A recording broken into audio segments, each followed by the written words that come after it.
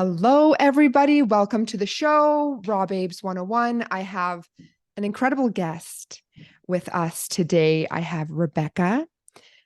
I like to call you this fiery, fierce warrior queen because you're just a goddess. You're in your power and all the things that you do, your reels and how you speak out, you speak your truth. You're here to plant so many seeds for other moms, women, people, for pretty much just everybody here to be able to be seen and heard, to feel safe. And you find a solution to anything that's come your way. You're the one who it's like that go-to. You have the answers. And if you don't have the answers, you're like, I will do everything in my power to figure this fucking out. So Rebecca is the awakened mother mentor. She is awakened mom of 5. Unpopular truth, showing you how to nourish yourself, your kids, and thrive in this upside down world. You have a podcast, The Awakened Mothers, and a beautiful community. Corduroy Restaurant you own with your husband, right? Mm-hmm. And it is downtown Vancouver, and they serve organic, local, and seed oil free food. Thank God. And I have been there and I'm obsessed with your guys' restaurant. It's absolutely delicious. So with a strong cocktail in our cozy bar by the beach, and they are known for questioning the government. That is their part-time gig, literally. Welcome to the show, Rebecca. Thank you so much. Wow, that's a very beautiful intro. I really appreciate it. Thank you. You're so welcome. I think what you're doing needs to be shared, and our community needs to be able to find you and to know about you so you can help spread all this freedom and all the knowledge and the tools. So I met Rebecca actually way back when. This was 2020. She probably you wouldn't remember necessarily because you were pregnant and you were running the business. And I went there because I heard through Dar, loved one who has passed, thank you to him, about your business and that we could go and eat there if we weren't vaccinated. And I was like, oh my God, this is amazing. I want to go out and eat. And then we got to experience. I'm actually going to post later. I have a video and a little photo of your sign. What did the sign say on your guys' restaurant? Are you talking about maybe the no trespassing one It was or? the one that says like what you welcome everyone. It doesn't matter Oh, this, yeah. this, I can't this, remember what this. it exactly said, but it was basically saying, we don't care about your medical status or anything, whether you want to wear a mask or not, you're welcome here, something like that. I can't quite remember. Yeah, I'll post it and I'll tag you because it's Oh, okay. so good. And then after that, Tiffany and I went to the Kid Carson and Friends show in Vancouver. And I was sitting at the table with you and your mom. And when you were on the stage, it was just so beautiful because your mom was just so in just awe of watching you up on that stage. And I got to feel her heart. She was just having tears and just so proud of you. Just such a beautiful moment. And, this is all part of this, how this has come to fruition to have you on the show and just to share your heart and how much love you have for yourself, your family, and your community. So let's dive into your story, your phone. This is last I'm just time I like was talking, it was like went down. Sorry, I wasn't sure. It's just because my Okay. computer's old and so my phone is better this Yeah. way. But well, yeah, I was worried I was going to start bawling my eyes out when you were just talking just now. So thank you. Yeah, that was pretty powerful moment with my mom that day. For both of you, just Yeah. the full circle of, going through so much and, having your livelihood and your, bringing in an income. And then that could all have just been taken from you. And you guys were like, no, there's another way. that's huge. And then to, be on stage and to be where you're at now, what a gift to go through all of that darkness and hard work. It's like it was so for you, so you could be in your power to come here and do what you're meant to do. So I'm not going to talk anymore. I want to let you talk. I want to hear your story, all about you. Yeah, I mean, it's pretty wild when you look back and you like, all of us have been through so many challenges, and in the moment you're thinking like, why is this happening to me? Why is God doing this to me? What, like, you're angry, you're upset, you're, you know, crying, who knows what it is, but the way life works is that, you will never grow, you will never change, unless you go through these challenges. That these are what make us think differently and open new doors and try to be better, because it's those moments of low and struggle where our brains and our bodies are so powerful. That's when they go into solution mode. It's like, okay, well, how can I fix this? So yeah, I mean, looking back, there were some really dark days during the pandemic situations at the restaurant, and health officers, and being dragged through the mud on media, and people throwing death threats at me. But like you said, I would not be who I am today or where I am today without that struggle. And so now I can see, looking back, okay, well, that had to happen for this to happen.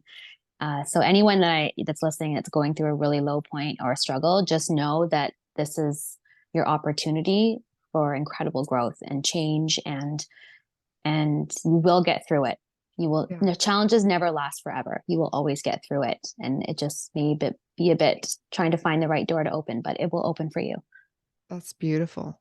I agree 100%. So let's talk about you, like your upbringing, who you are, what your upbringing was like to get you to this place. If we can go back. Sure. I haven't talked about my upbringing ever. So Hey. I'm I'm the oldest of six, but my parents had me and my sister and then divorced, and both had two more kids. So we're a blended family. I was a really good kid. I rarely got in trouble. I loved to perform, and I was really outgoing. And then I actually realized this moment in time that happened at the Kid Carson show we were talking, because, as you know, I went up on stage and I was so nervous, and public speaking, people don't believe me when I say I'm super shy and I have a hard time communicating with people in public that I don't know. But my mom was like, yeah, it's like, you used to be so outgoing. And then I was trying to figure out, we're just chatting back and forth at the Kid Carson event. She's like, well, actually, when you were about 9 years old, my grandfather, he was an actor.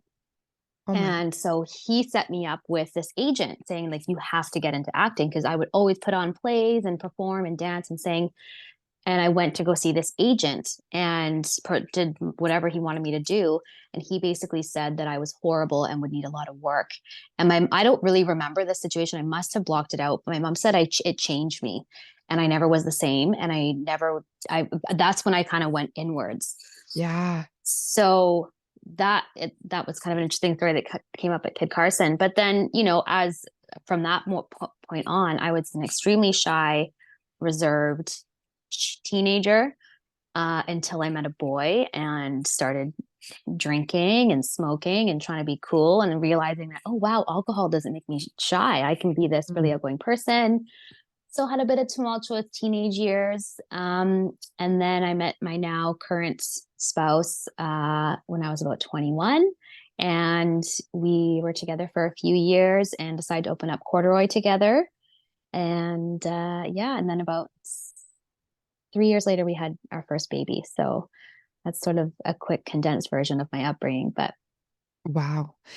I do want to say that man, at 9 years old, and the fact that you block that out, this is what we talk about all the time. Situations that, what I say, like out of your control, but maybe we signed up to experience that, to overcome that. But it was like, you're this bright light and you're just so expansive. And then one person comes along and just robbed it all. You just you're like, no, I'm just going to dim to fit in. I'm not good enough. And then that's your subconscious belief, your programming, because you don't know anything else when you're 9 years old. You just believe an adult because they know better than what we would know. Exactly. Yeah. And my mom said, she's like, no, no, no, he's just one person. Let's take you now. I was just like, nope, I was done. Like it just, like you said, just one person. Done. And it's like, now that you're aware of that, think of how you can help others. And then even with your kids, to never let another person ever take that away from them, their power and their strength and who they came here to be, because it's just not okay. What a when you said that, I had full body shivers. I was like, oh, crazy. But But even if you look back at that though, like maybe that's kind of a situation that had to happen because, obviously I learned something from it and now I can share it with other people and life happens the way it happens because you're on this path that we don't really know, but we're learning along the way. you're right. And I'm a firm, firm believer of everything happens for a reason. Nothing happens to you. It happens for you. And it's like, maybe you would have gone down a path where it would have been this fame and acting, and it would have completely steered you away from what you needed to do. It was like, okay, we're going to dim her a little bit now, and then she's going to blossom and open back up, but in a way that's going to serve humanity and the community and the planet. Yep. So Yeah, that's exactly what absolutely. it did. Okay, so you then open up Corduroy, and how did you guys think of that name? That's such a badass name. So, um, a bit of a funny story. So, my spouse, we're not actually married, so I always struggle with what to call him because boyfriend sounds weird, partner doesn't sound right to me. Anyways, baby daddy, whatever you think. I get it. So, I get it. he was an avid skier, snowboarder, and even though I grew up here in Vancouver on the North Shore with all the mountains, we grew up with not a lot of money, so I never learned how to ski or snowboard. So when we got together, he's like, "What? You have to learn how to snowboard." So I was 20 years old and I put this stuff on and I was just like, oh my God, this is horrible. I hated it, but I liked him so much. I put on a brave face and pretended I loved it. But when we went to the mountain to go snowboard, I found that the groomed runs, which they call the corduroy snow runs because it looks like corduroy when they groom it, were super easy for me. So I always wanted to go to the corduroy runs.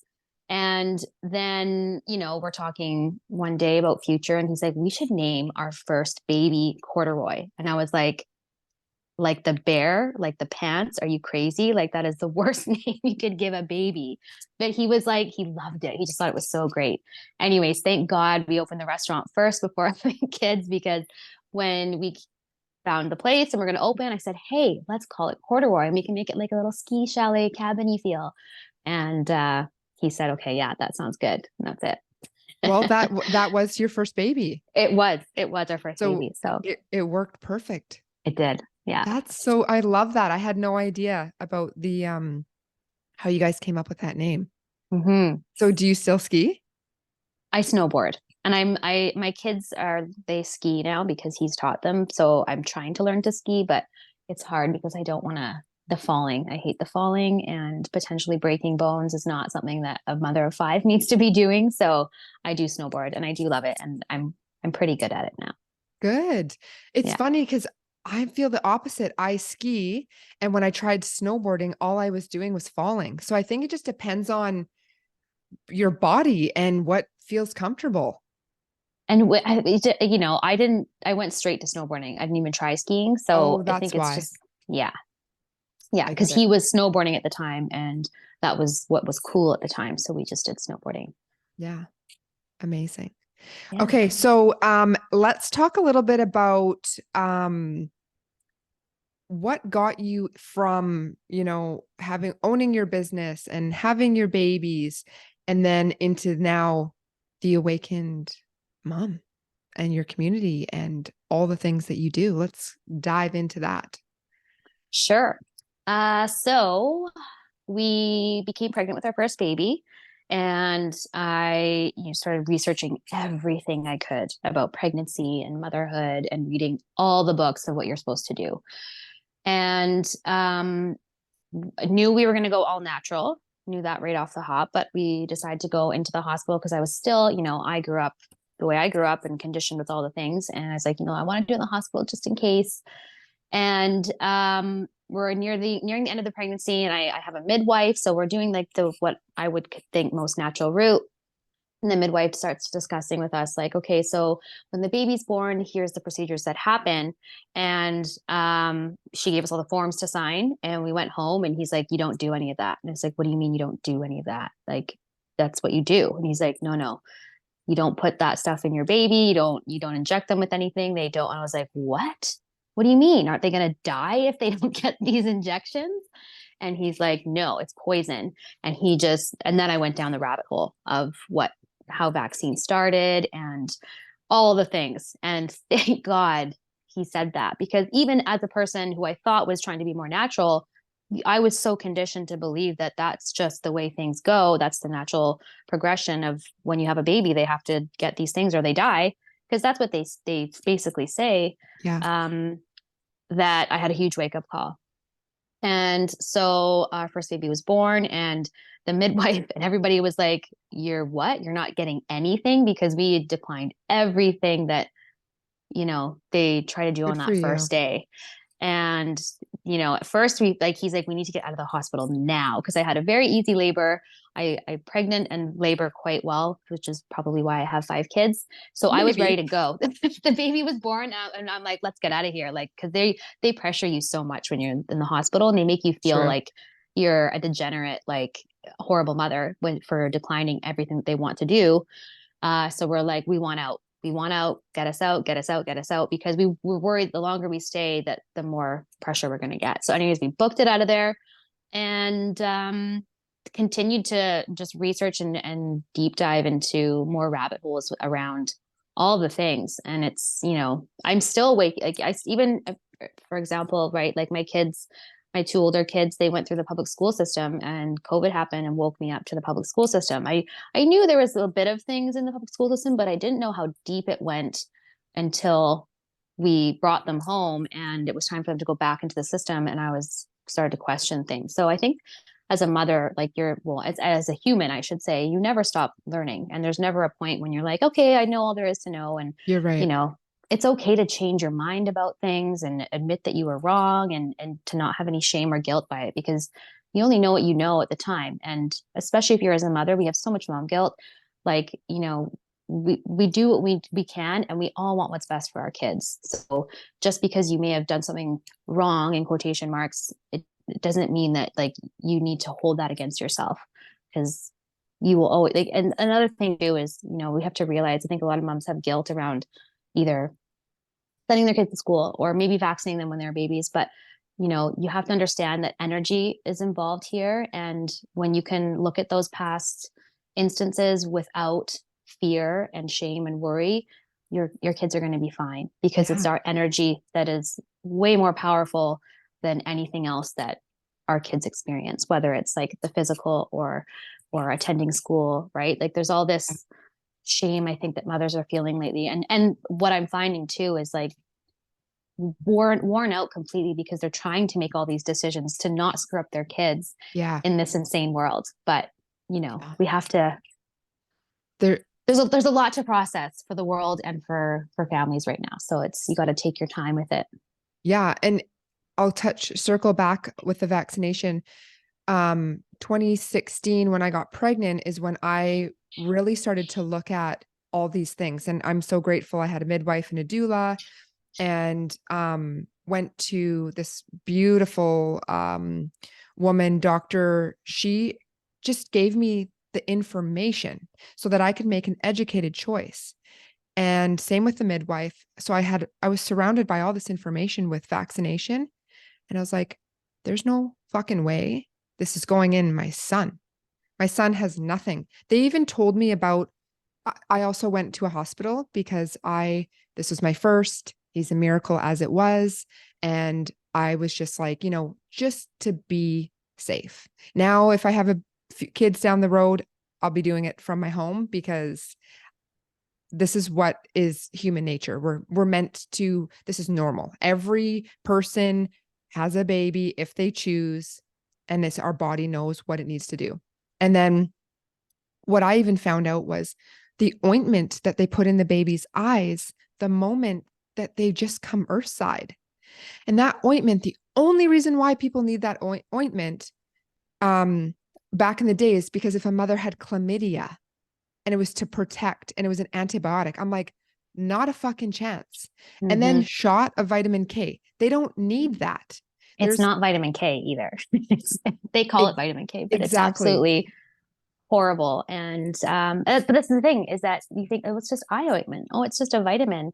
And what's infuriating is that they don't give you the information about it. They just act like this is how it's done. And so many women don't even understand or even know that you can question and ask, and that maybe it isn't really what it says it is or how they portray it to be.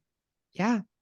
It's just protocol. And it's just, I'm like, why are we doing this? Like, this is a perfect baby that needs mother's breast milk. And that is it. Like every single thing, as like you would know, your baby has an eye infection, you put breast milk in it. It is liquid gold. Breast milk is, you can't even put a price on it. It is so magical. And it gives them all the antibodies they will ever need. I'm so glad we're having this discussion, because anybody listening, and like you had said and touched base on this, if you vaccinated your child and don't have shame or guilt, like you said, the highest frequency is love. And our kids are always going to be okay. But now that you have the tools, you can give them the proper nutrition and the things that they need to help them and to help their bodies. Our bodies are miraculous. People have gone through dis-ease and have had crazy poisons put through their body where it could literally kill them and they bounce back. So we don't want to riddle anyone with fear. We just want to empower you. So what other things can you talk about in regards to motherhood and choices and, even from your experience from your first child until now, of just other options that we have? Well, first, I just want to say, like, the way, even from the moment that you go to your first appointment, whether it's a midwife or a doctor, they, unfortunately, even midwives these days, because they are registered with the healthcare system, they treat you like you're broken or that you need all this extra care. Like it's such a situation, like it's like a disease that you have, that you're pregnant, and all these extra protocols, and we got to make sure. And I always say to people, doctors, medical professionals are trained in worst case scenario. They have to treat every procedure or situation or illness or symptom as worst case scenario. So it's like, you're going to die, because, well, one, they have to cover themselves, but that's how they start. They work from that baseline of like, this is going to kill you. So we have to remember, like you said, this, like, you watch animals give birth, like they're just like eating a snack and just bloop, the baby pops out. And people think that, oh, that's not possible for humans, but it actually is. Like, if you could just sit there and your baby or your body will give birth to your baby. You don't need, So true. Obviously there is the chance that there's a situation, but it is rare. And they like to make every rare situation as if it's really common, to put fear into you. So women get pregnant and automatically are put in this fear state just because you're going to get a test, right? Like the first scan, or you got to date the baby and make sure there's a heartbeat. You're going into that with fear. 100%. And again, this is not about shaming, because I did this up until my last pregnancy. My fifth baby was the only one that I did not do any testing. So I've been there and I know what it's like. Yeah. And you can still go and get the test. You can still get a midwife. You can still get your ultrasound. But what I want to make sure you know is that to go into it with a different energy, not to go into it with like, there's going to be something wrong with my baby and that's why I'm getting this test. It's like, oh no, like we're going to, like, it's your mindset going into it. And surrounding yourself with women and birth stories that are positive, because unfortunately, a lot of the time we're surrounded by these horror stories, because the way the medical system is set up is, I've heard so many times, a woman goes into hospital, they say she's not dilating fast enough, they give them the drugs to make them dilate faster, then the pain gets more intense and they get the epidural, and then they have to go to C-section. It is the exact same story that happens every single time, and it's always because there was some sort of intervention. Yeah. Whereas if you were left alone, things may have gone a different route. And so you hear these constant stories of that. That's what you're surrounded by, because that's what's common these days. So there's a lot of fear. And I myself am a worry wart. And I was someone that wanted to get all the tests in the beginning with my first couple of pregnancies. And then I eased up. And thank goodness again for COVID, because with my last pregnancy, I went to go get a midwife, and the ones that I've used for all my other pregnancies, my other babies. And they said that I would have to wear a mask, and my husband would have to wear a mask when they came into my home to deliver the baby. And I was like, all right, not doing that, not even going to argue with people about that. And so we decided, I was like, I don't know what I'm going to do. I didn't really dive into the free birth movement at that point. And then I was connected with another lady who is not a midwife, but she is an old soul and very knowledgeable at birth, and went with her and did zero testing, which was, if you know me personally, is really hard for me, really hard for me. To not know if the baby's okay, like how many weeks exactly I am, blood tests, all that. I had nothing done, which was wild, but it was so liberating at the same time. Wow. Congratulations. It was, yeah. And the baby came out, and it was a beautiful birth. And again, in the peace of my home, with no interventions, no hat. Like I even learned, like, for example, with my last baby, he came out, he's born in February, so it's like, winter out. My first instinct is to put a hat on him. And the lady who I used, she likes to remain anonymous, but she's like, no, you don't put a hat on the baby. And I'm like, what do you mean? She's like, that's that smell that needs to happen. You need to be able to smell your baby, and the hat actually hinders that. So don't put the hat on. And I was like, goosebumps. That makes so much sense. But see, these natural things that you think it's not a big deal, but it can really affect the oxytocin for breastfeeding and latching. If you're trying to feed your baby and the hat's covering their smell, it's like the triggers that happen that naturally in our bodies are hindered. So even that. So well, I definitely want to get her name off camera for when I have another baby. Absolutely. And yeah. Well, first I need to call in my superior man, but hey, I'm thinking ahead. Yeah. And wow, I am so proud of you. That takes a lot of courage and trust. And I also believe these babies and souls, they're coming in. They know what they need to do. Your body knows what it needs to do. And what's meant to be will be. Like, you can't mess it up. And if you're meant to bring a baby earthside and to have this birth, you're going to have it. And if the baby's only here for a short time, I believe it's all part of the plan for learning. And I've taken out a lot of that suffering and victim energy around that. And it's like, let nature be. Like, we don't tell the trees what to do. We don't, the sun just knows to shine. Like, this is just like our bodies. Can we touch base a bit on the I don't know, I don't want to like trigger anything, but more on what's inside these things that they put into kids and babies. A little bit of the risks, or just because there's a lot of people that have no idea, Rebecca. They have no clue. Yeah. So for example, so you talk about the eye cream, right? So what that does is blurs their vision. So they can't see your nipples and latch properly. And it makes like they can't connect with you. So it's literally blocking that immediate connection that you're supposed to have. You like when you have a baby naturally, no women, you're looking in their eyes. They come out crying sometimes, but then you put them on your chest and they literally look up at you because they're looking at that voice that they've been hearing for so long. And there's that eye connection. And if their eyes are blurry, that's lost. They also have trouble latching on because they're so confused with the blurriness. So that's one thing. How fucking terrible is that? Yeah.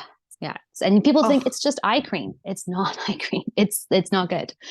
Then there's the vitamin K, which a lot of people don't know is not vitamin K. There's a little bit of, I think there may be a little bit of vitamin K in there, but it's synthetic. And what you don't know is that the amount that they're injecting babies with is over and above what an adult would even be allowed to tolerate. So, I mean, I'm speaking from my own opinion, but basically what I think happens to most babies, they get this injection and then that's what triggers the jaundice because their liver is completely overloaded with trying to eliminate this over and above amount of chemicals in them. There's preservatives in there. Like I said, they label it vitamin K, but there's actually that's the lowest ingredient in there is the vitamin K. Everything else is a bunch of crap and poison, and Filler. it's overloading for the system. Yeah. So there's that. Then there's the jaundice, right? So here's where it's like, as soon as there's an intervention, it leads to a whole other host. And that's what you have to understand is like, anytime you interrupt nature and you think you're doing something that's going to protect or prevent, there's always another side. It's not just like this, like one-sided thing. There may be nothing, but there also, it could lead to open up the door to other issues. Makes sense. And then you have to look at like, there's the schedule that we have that I honestly don't know because none of my kids went through it, but it's upwards of like 70 different types of things that are being injected into their bodies. And lots of the time they combine these shots. And I always, you hear this all the time, or maybe you don't, but like we're told to introduce one food at a time to your child. Yes. But they've already had exposure to a combination of shots from like 2 months all the way up until 6 months. So you got to like think for a minute, how does that make any freaking sense?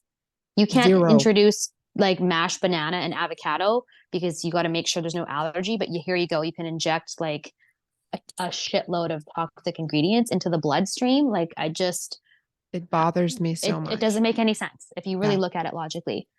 And then a lot of people think, oh, but if you look at the history, vaccines did all this work of eradicating illness. Well, actually, that's total bullshit. Yeah. A lot of diseases, what people don't realize, weren't actually diseases. They were caused from exposure to environmental toxins that were mandated by the government, like spraying of DDT, exposure to lead, exposure to radio waves, right? Like radio waves. People don't realize how it can affect the body, and it looks like it's a mass illness of some sort, but really it's the exposure. And when these things look like they were eradicated from vaccines, you actually can see a graph where they started to decline before the actual initial launch of this so-called vaccine. So there's a lot of history there that people don't realize where we've been lied to. Yeah, honestly, 100% lied to. And then look at the best example is with this entire pandemic that happened. If people think how this was birthed, and then they go back years and years ago, how every single chicken pox, measles, mumps, rubella was birthed, it's all the same thing. Mm-hmm. So now that we have this awakening and this knowledge of 2020, they can now apply that to back then. And the other thing is, if your child gets measles, they're going to heal. Their body and their immune system knows what to do, and they're going to get a fever. They may get a little bit of bumps. They are going to heal. They're going to rest, and they're going to recover. Like, they've placed so much fear on these things. And chickenpox, get the freaking chickenpox, boost your immune system. Like, well, what's crazy is now they're realizing that measles is attached to prevent it. It can prevent cancer and tumorous growth, and chickenpox can prevent, as we know, shingles later on in life. So you're cutting off like a natural cleansing that kids are supposed to go through and to build their immune system. We're preventing, but then it's leading to adult illness. And as we know now too, like, it's no coincidence that kids are full of allergies and sickness and autism. That's not a coincidence, because the only thing that intercepted and changed from a few decades ago was the implementation of a boatload of vaccines. So we have to look, are we healthier or are we sicker as a society? And right now our children are sicker mentally and physically. Yeah. Inflammation and heavy metals affect the brain. And the cool thing is, nowadays, you can reverse these things. And when people understand, like if they're kids with like autism and different things like that, there are many things that you can do to help with the inflammation, to help with the heavy metals. There's like medical medium. He's freaking great. Talks about a lot of natural things and things that we can do to remove the heavy metals from our brain. And these toxins, like you say, there's environmental. Our bodies are working so hard just to survive. Like our liver is a miracle. It can grow back. Like it's working overtime. And then we put on these fragrances and we go outside and the pollution and we got freaking chemtrails. We've got all these things that our bodies are constantly doing for us. And then on top of that, you go psh, psh, psh, eat and all these things. It's like, of course, the cancers and the disease and the inflammation, of course, and the ADHDs, our bodies are screaming for us to be nourished and to just leave it the fuck alone. Really. Mm-hmm. Right. Mm-hmm, mm-hmm. Yeah. And even yeah. this, like the whole, how we treat symptoms of things, right? Like it's just always the band-aid solution rather than really trying to uncover what's causing. Like a symptom is your body's cry. Like you said, it's a cry, like, hello, pay Yeah. attention to me. This is not okay. Right. And taking something to mask the symptom is only going to make another thing pop up. And that's why society is just sicker than ever. Yeah. And it's like the cleanup crew. We're all here to share any piece, any tool that we have so that people can incorporate this. And it's way simpler. Like we make things so freaking complicated and it doesn't need to be. You drink your healthy waters, you eat foods from Mother Earth, like foods from light. Just imagine like the food is growing from the ground, Mother Earth is nurturing it, and the sun is healing it. And then you put that in your body. Come on. Like medicine. It's Yeah. everything that, as you know, I'm just saying this for everybody and share. It's like there's there's something here to heal us from Mother Earth. There's always a solution, like you would say. So let's talk a little bit more. Let's go into any more tools and tips in this realm, like maybe even about the school and about homeschooling, if we can go there. Yeah, I mean, it's hard because, and when I talk about this, I still feel a bit of guilt and not guilt, but compassion for parents that want to homeschool, but they feel like they can't because of financial or whatever the situation may be. But unfortunately, the public school system is a scary place to be. I really worry about the kids that um or I shouldn't say I worry. I worry about for the kids whose parents don't know. Like Yeah. if you're a parent that knows what's going on, you can, like I had someone on my podcast talk about unwashing the wokeness from what they're hearing at school. Like you can come home and have those important conversations of like, what were they talking about today? And how do you think about that? But if you're a parent that's oblivious to basically the propaganda and indoctrination that they are forcing on our kids in school, then that's where I do worry because people don't realize how intense it is and how the education system, people may think that it's been hijacked, but unfortunately, the school system was set up this way. It was meant to set up people to become workers and to not think critically and to be this like homogenous, everyone is going to learn and think the same way. And this is, telling you what to learn instead of how to learn. And uh, if you can, I would pull your kids and do the scary thing. And I was, like I said, if it wasn't for COVID, my kids would probably still be in the school system because I was so scared and thought I was incapable. And I had this different idea of what it is. And really, homeschooling is just like the most precious time you can have with your kids. It's not you standing, I should say, while they're all sitting around you and you're this teacher and telling them, like, you're not replicating a school day in your home. If you try to do that, you'll quickly realize that it's all going to go to hell and Yeah. your kids are going to hate you and you're going to be fighting and screaming. It's literally bringing them along with you in your life. Like, we wake up, my kids make breakfast with me, we play, we read, we go outside a ton, and we do lots of field trips. Like it's never me sitting there demanding teaching them math and you have to unlearn yourself because the curriculum and the memorization way of learning, as we all know, like what do you remember from your times tables or Nothing. science class, really, right? Nothing. We learn from life experiences. So Yeah. yeah, yeah, it's a hard subject for a lot of people because, like I said, it's like usually the finances that are getting involved, right? You think, well, how am I supposed to quit my job and be home with my kids? And Yeah. you may have to be creative. But I don't think that the public school system is a great place to be in this day and age. Yeah, I agree. And this is just a huge movement where there's going to be that solution where there will be other school systems built because parents are seeing it for themselves. They're not happy. And so this is just that next step happening for us to then open and create our own school system.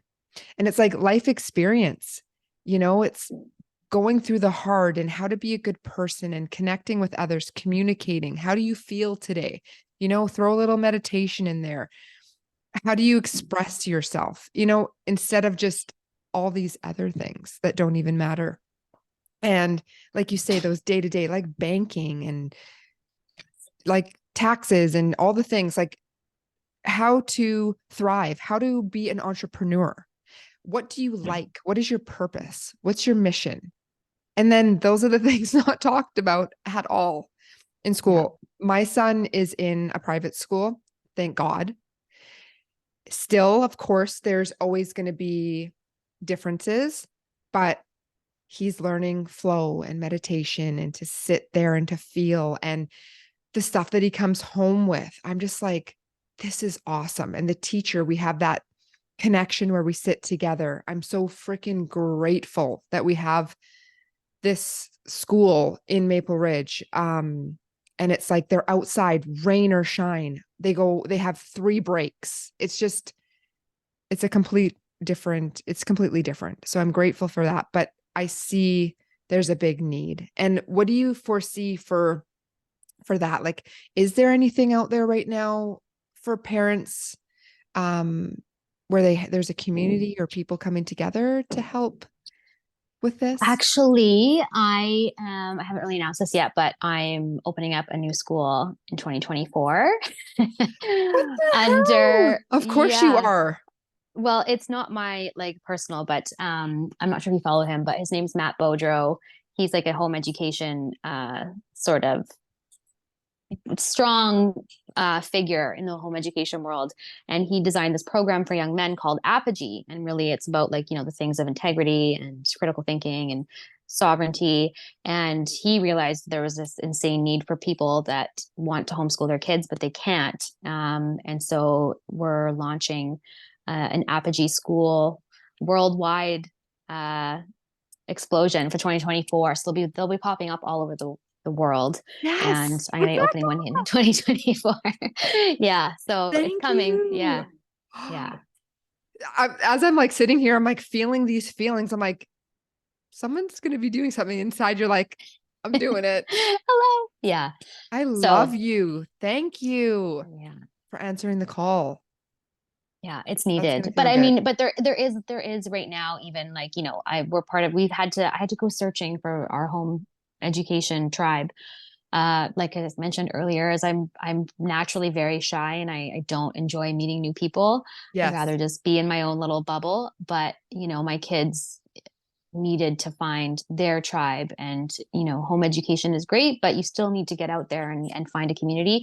And so I went on Facebook, I joined some Facebook groups and got out of my comfort zone and did some of the homeschool meetups that I saw local to me. And we've actually found a really great like-minded home education tribe that we see at least a couple times a week. So you have to do some digging. It's not Okay. like they're just going to come to you. And the fastest way I find right now is Facebook. I do have my own private community of moms that, Yes. we're all over the world, but there is a little contingent of local moms, and we try to meet up as much as we can.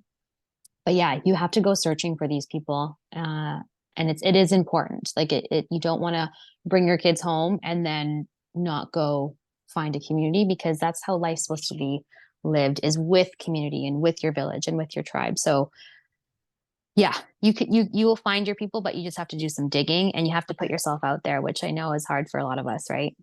Well, bringing you on our show is just another anchor and a connection for so many other people that are needing assistance. So, how can people find this school and more information about it? About the one that I'm launching. Yes. So right now you can look on Instagram under Apogee Strong. That's the model, How do you but spell A AP APOGEE. apogee strong? Yeah. Okay, But on my end, there's absolutely nothing yet. Like I said, I haven't that's even okay. announced this. I am freaking, we're honored that this has been announced on Raw Babes because we are behind this 100 freaking percent. And Thank anything you. that we can do to help spread this like freaking wildfire, let's do it. This Yeah. is, Well, we're gonna need donations. We're gonna need, yeah, this is gonna take a community as well. So depending when you release this, I can give you more information. yes. I'm going to put it in the notes and definitely any links for people to be able to click onto and donations, all of it's going to help. So the Apogee Strong, and they're going to pop up everywhere. So obviously Hmm. Vancouver, are you going to go just like Burnaby, Maple Ridge, like everywhere you can or?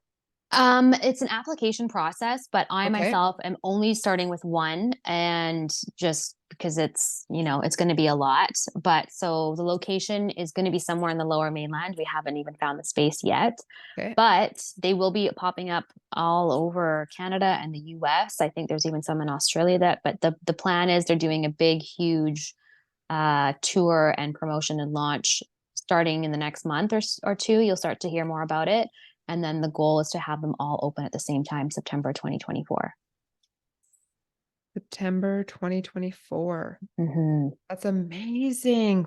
Fuck yes. Finally. Thank you. This is so cool. Yeah. And also we'll have to like I'll want to get you back on the show once it's Mm-hmm. launched. There's more information, then we can even have um a bit more of a deep dive into that. But Absolutely. Yeah. this is the answer. Yeah. And I just want to be mindful of your time as well. I'm just trying to think, what else did I want to talk about? Is there anything else within like your community or yourself or your offerings that you can share with others that can help them? Yeah, so I launched my private community last year. It was called the Awakened Mothers, and Yes. basically it stemmed from me being pregnant at the restaurant and meeting so many moms who were just feeling really isolated because of the pandemic, but also now because they have these views that don't align with the narrative, and feeling really alone. And some had lost their close knit group of friends and family, and being so as pregnant as I was, I knew I wasn't going to be able to be in the restaurant once the baby was there. So I was like, okay, I got to come up with a plan to keep us all connected. And so I launched that last year, and it sort of evolved over the last year. And now it's a space that I pour into every single day. And I bring in expert guests, and it's all supporting mothers to nourish themselves spiritually, financially, mentally, physically, so we can be resilient. So we're not going to wipe away the challenges. We're not going to wipe away the chaos, but we're going to have this foundation where we're going to know what to do. We're going to have confidence, and we're going to come from a place of knowing rather than fear, like getting back to our intuition and Yeah. just being resilient amongst this world. So I do have that. And then also, I just announced this last week, but I'm going to be launching a course for moms called Moms Who Mourning, Yes. because I am a huge advocate for getting up early before your kids. And a lot of moms think that it's insane to do that because we're also sleep deprived. But honestly, it's life changing. I would not have been able to get through the pandemic and all the stuff with the restaurant if I didn't have that time in the morning that I was grounding myself and Yeah. processing thoughts and nourishing myself and exercising and reading and from the morning I launched a podcast, I launched a community, I started a bread business. All that stuff would not have been possible if I didn't have this intentional morning routine. So it's going to be about supporting you. So yes, you're going to get up early before your kids, but I'm going to give you all the tools and resources on how to do that effectively and not to deplete yourself even further. And just to help moms rise up, because we are so powerful and we've been dampened for so long. We don't understand like our capabilities. And it really starts with you have to kind of give yourself that time. And unfortunately, as moms, we only have a small amount of time during the day to do something for ourselves. It has to be in the morning. So that's going to be launching in a few weeks. Yes, that's badass. I'm excited. I will definitely put that in the notes. And for any of you guys, definitely reach out to Rebecca. She's just a wealth of knowledge and information. And it's like a breath of fresh air talking to you, because it's like we do feel alone. And during that time in 2016 and not vaccinating Cassius and all that sort of stuff, it was like, pave your own path, forge, don't follow, and do what's right for you. And your community and your tribe will show up. It's just what happens. And now that there's all this information that we can have our babies naturally and they can thrive and come into this world and just be the pure light that they are. We don't need to put all this crap into their bodies. They can just be free. We're free sovereign beings. We're meant to be free 100%. And if you just want to share where you can be found on the socials. Yeah, so I have a few accounts. So my main account is at Miss Rebecca Leigh. So MS Rebecca REBECCA Leigh LEIGH on Instagram. But I have my Corduroy Restaurant account. I have my Sovereign Sourdough account with my bread business. But if you head to my main profile, my personal page, they're all linked in there. Perfect. And I'll also tag you in everything as well. And I just want to say, like, you're badass. Like 5 kids, have a restaurant, having your own community, opening schools. Thank you. You're incredible. And I hope you feel that and give yourself more credit, because you're doing a lot. And so anything you can do to support yourself, or anything that I can do to help support you. I was even thinking, I was like, oh my gosh, this community of moms, like self-care, this is all that I do, like energy healing, sound bath, meditation. So there could be something there. We can do something to help support and give back to moms and to your community and to you. Just like we started with that, our breath and that grounding practice. We need that. I would love that. I would love to have you in my community. Yeah, we definitely need more of that for sure. Yes. Anytime I would be honored. And I would love to end this and pull a card for you to see. We're going to do messages from heaven communication cards. Okay. And we will see. And this is your first time ever having a card pull? Yes. Ever. Yes. There's so many firsts today. I know. So many firsts. I love it. Okay. So, I am just going to do what I do. I just pull a card. This is for Rebecca's highest and best good. Anything that needs to come through, allow this message to come through with love. Okay. It fell out right away. And it says, ooh, wow. It says, someone needs your support. Can you help them? So when I get this card, and there's a beautiful feather on it and the stars. So when I get this card, obviously you're helping many people, but there will be somebody that will come on your path, and you'll just remember this. You'll be like, oh, I remember this. And there's somebody that your team, loved ones, they're just going to guide you and to support you to help. So it's pretty fitting that it's on the show, because there's many people that are in need of your services. So I'm just going to read. And then it says here, your loved ones in spirit often have a panoramic view of what is happening to the people on this side of life, and the most likely outcome based on the current set of circumstances. You are being called into service to assist another being who needs your help. They say, we thank you for assisting and will show you where your help is needed. Wow. Isn't that fitting? It's powerful. Yeah. That is powerful. Yeah. And that's just, I feel like you're so in flow and in trust. You're like, it's like a beautiful mirror. You know that everything happens as it needs to, and you're guided to where you need to go next. So thank you so much, Rebecca, for saying yes to being on the podcast and for being you and being authentic. That's the key. You're so authentic. This is the real you. This is it. Thanks so much for having me on. I wasn't sure where our conversation was going to go, and it was beautiful. It came out so naturally and where it had to go. So I appreciate you. Aw, I appreciate you too. And I freaking love you. And I'm excited to do whatever. Tiffany and I will do anything we can to support you, your community, and be there for you. So please reach out and definitely create some magic together. I love it. And yes, I would love to have you on my podcast and in my community. That would be so Yeah. special. So we'll be in touch for sure. Absolutely. Thank you so much. And thank you everyone for tuning in. Be sure to check out all of Rebecca's handles and information. Support her. She's doing massive things for us and for our community and for Earth. Lots of love.